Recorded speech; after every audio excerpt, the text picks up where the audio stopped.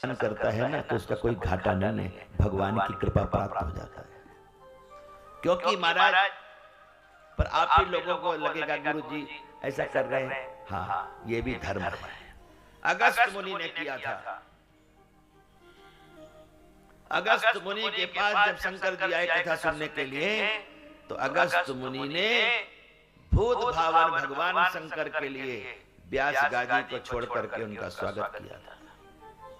हमारे जीवन में एक घटना घटी थी, हमारे गुरु की भूमिका जिन्होंने निभाई थी, जब वो हमारी कथा में आए थे तो हमने अपना आसन छोड़ करके उनको लेने गए थे और अपनी व्यास गादी में बैठा दिया उनको। तो 2 घंटे तक वो रोते रहे कि सृष्टि का पहला कथावाचक मैंने देखा है जो पद की परवाह न करके प्रेम की परवाह करता है। मैंने कुछ नहीं किया, मुझे लगा ये मेरे महाराज हैं जिनकी कृपा से मुझे कुछ प्राप्त हुआ है, तो मैं इस गद्दी में चिपका रहा हूं।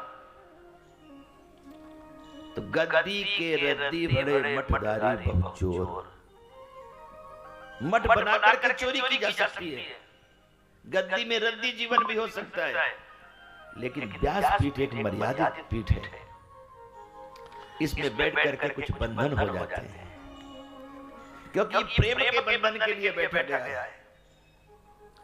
अगस्त मुनि की ये गलती नहीं थी, लेकिन सती को गलती जैसा लगा। तभी से कुछ लोगों का मानना है कि व्यास पीठ में बैठा हुआ व्यक्ति बंध जाता है। अगस्त मुनि ने एक काम कर दिया था कि शंकर भगवान का पूजन कर दिया जाता है।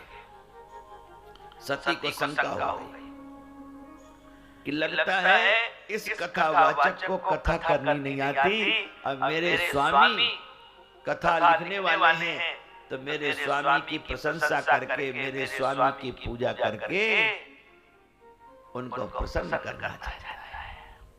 क्योंकि बुद्धिमान व्यक्ति यही सोचता है। और सती दक्ष की बेटी थी, चतुर बाप की बेटी का सोचना चतुराई से होता है। ये नहीं सोचा कितना दिव्य महापुरुष मेरे पति का सम्मान कर रहा है, और कथा सुनने में मन ही नहीं लगाया। जबकि भगवान शंकर को अगस्त मुनि ने कहा, प्रभु आप आओ, आसन ग्रहण करो। शंकर जी ने कहा, नहीं प्रभु मैं तो कथा सुनने आया, मुझे तो नीचे बैठ के ही कथा सुननी है। तभी तो वो महादेव हो गए। तो महादेव